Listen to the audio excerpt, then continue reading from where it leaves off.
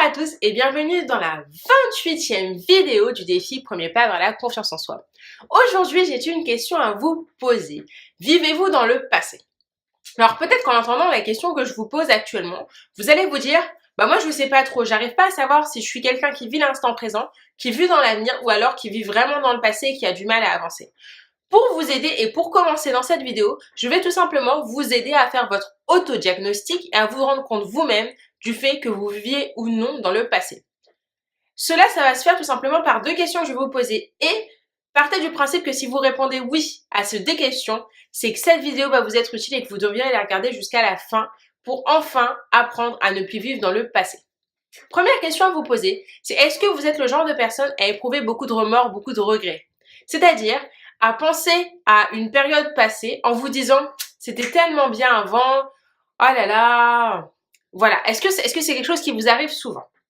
Deuxième question à vous poser, c'est est-ce que vous passez énormément de temps à vous remémorer le passé au point d'en oublier votre présent? C'est-à-dire que par exemple, je vais vous donner l'exemple d'une rupture amoureuse. Vous avez été avec une personne que vous avez aimée pendant, je ne sais pas, allez, on va dire 7 ans. Vous avez rompu avec cette personne, ça fait 2 ans que vous n'êtes plus ensemble. Pendant ces 2 ans-là, vous n'avez pas réussi à construire une relation avec une autre personne parce que vous avez encore l'impression que vous êtes avec cette personne-là ou alors vous savez pertinemment que vous n'êtes plus avec cette personne-là, mais le fait de ressentir le manque de cette personne va faire que vous n'arrivez pas à vous projeter, vous n'arrivez pas à envisager une relation avec quelqu'un d'autre. C'est-à-dire que à ce moment-là, votre passé, bien qu'il soit révolu, va être tellement douloureux que vous allez tout simplement laisser passer le présent et ne pas vous rendre compte, par exemple, que vous êtes susceptible de faire une bonne rencontre ou de fonder une relation sérieuse avec telle ou telle personne que vous avez rencontrée récemment. Donc voilà. Si, comme je vous disais, vous avez répondu oui à ces deux questions, je vous conseille de regarder la suite de cette vidéo. Alors, si vous êtes quelqu'un qui vit dans le passé, c'est important de tout d'abord savoir pourquoi est-ce que vous êtes comme ça. Il peut y avoir de multiples raisons. Ça peut être à cause d'une blessure. Une blessure qui n'a pas cicatrisé, c'est-à-dire que vous avez été blessé par quelqu'un. Vous avez été blessé si fort émotionnellement que vous avez du mal tout simplement à pardonner ou à accepter le fait qu'on vous ait fait cela.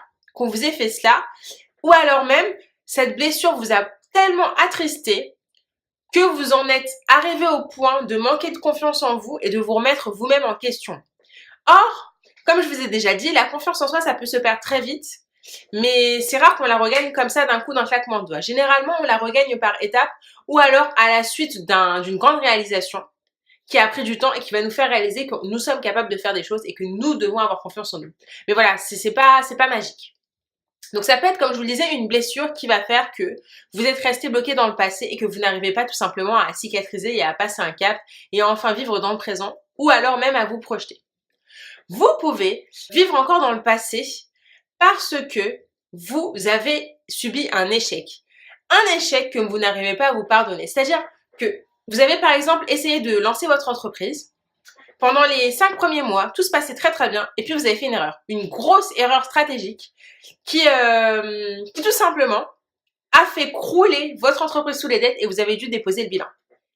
Vous étiez vraiment passionné par l'entreprise que vous avez créée. Vous pensiez qu'elle avait un beau potentiel. Vous savez même qu'elle avait un beau potentiel, mais l'erreur que vous avez faite a été fatale. Et ça, vous ne vous le pardonnez pas. Vous ne vous le pardonnez tellement pas que vous n'arrivez pas à passer au-dessus de tout cela et à vous remettre en selle, à repartir. Parce que je vais vous dire une chose, si vous avez été capable de faire quelque chose une fois, vous êtes capable de le refaire une seconde fois. Après, il faut que vous en ayez conscience. C'est-à-dire que il n'y a pas de... je pense pas que si vous réussissez quelque chose la première fois, ce soit le fruit du hasard. Hormis si vous faites un truc vraiment comme ça à l'envolée, vous lancez un bout de papier dans une corbeille à telle distance et hop, c'est dedans alors que généralement vous êtes quelqu'un qui vise très mal. Voilà. Mais généralement, quand vous faites quelque chose sur une longue durée, que vous travaillez vraiment pour cette chose-là et que vous parvenez à y arriver et que vous réussissez, c'est le fruit de votre travail et ça veut dire que vous êtes capable de faire cette chose-là. Donc, essayez de prendre conscience du fait qu'une erreur, cette erreur que vous avez faite ne justifie pas la personne que vous êtes. Et donc que vous devez vous pardonner et accepter le fait que oui, vous avez fait cette erreur-là, mais ça ne vous empêche pas de pouvoir faire mieux la prochaine fois, ou alors tout simplement de prendre conscience du fait que vous pouvez apprendre de vos erreurs et que vous devez vous les pardonner, parce que tout simplement, rester focalisé sur ces échecs est quelque chose de traumatisant et surtout d'handicapant, parce que ça va vous empêcher d'avancer par la suite et donc vous paralyser entre guillemets, ce qui est un véritable gâchis quand vous êtes quelqu'un qui a du potentiel. Troisième possibilité, vous pouvez vivre dans le passé également, tout simplement par peur de l'avenir. C'est-à-dire qu'en fait, vous avez eu un passé qui était heureux, pas spécialement exceptionnel, mais vous étiez bien.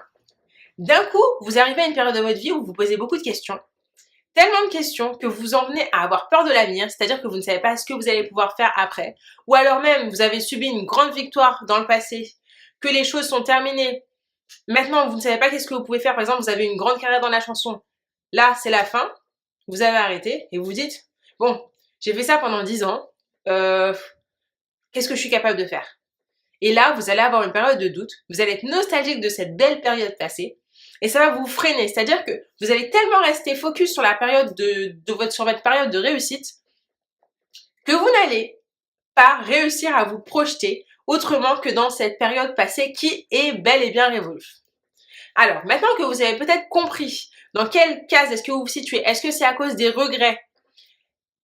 Est-ce que c'est à cause d'une blessure? Ou est-ce que c'est tout simplement par rapport à un passé qui est très heureux que vous restez bloqué dans votre passé et n'arrivez pas à vivre dans le présent?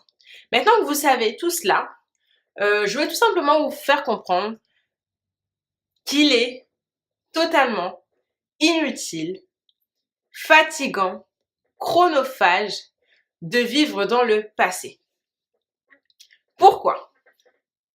Parce que même, en fait, tout simplement, la phase vivre dans le passé, si vous y réfléchissez, quand on parle de la vie, on parle d'un instant qui est présent. Quand vous dites vivre sa vie, c'est, voilà, on le ressent dans le quotidien, on le ressent dans quelque chose de présent.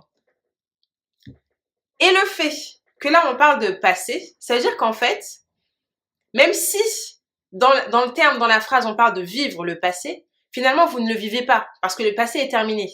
Vous ne le vivez pas. Vous avez peut-être l'impression de le vivre en vous le remémorant sans cesse, mais vous ne le vivez pas parce que c'est terminé, c'est un temps qui est totalement révolu.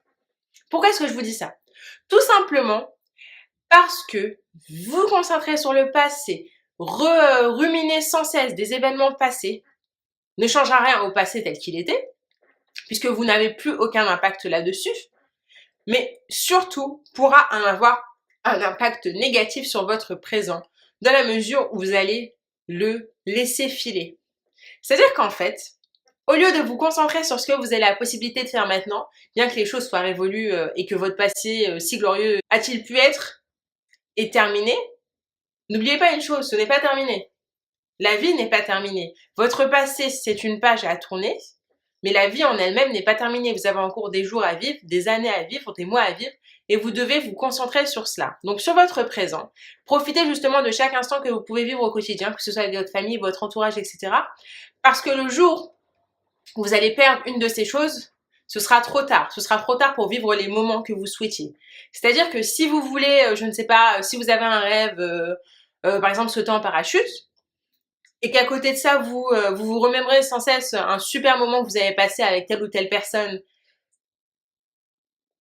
et que le temps passe, peut-être qu'à un moment donné, vous allez par exemple, je sais pas, avoir un accident qui vous empêchera définitivement de réaliser votre rêve de sauter en parachute. Ce que je veux vous faire comprendre, c'est que autant vous avez pu voir de quoi la vie a été faite pour vous, que ce soit de manière positive ou négative, autant, à moins que vous soyez devin, vous ne pouvez pas savoir de quoi demain sera fait. Voilà pourquoi vous devez vous concentrer sur votre présent ou alors préparer votre futur, mais surtout pas rester bloqué dans votre passé. Vous pouvez garder en mémoire certains événements douloureux ou positifs, que s'ils sont douloureux, essayez de vous en servir comme leçon.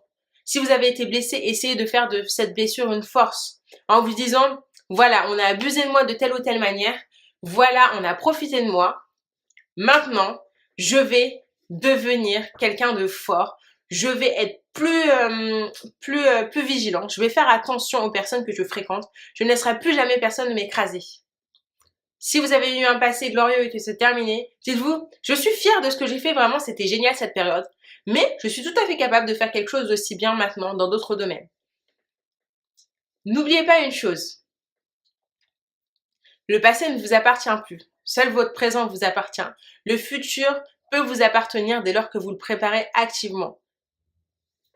Je vous remercie et je vous donne rendez-vous demain pour la prochaine vidéo du défi Premier pas vers la confiance en soi. Salut à tous!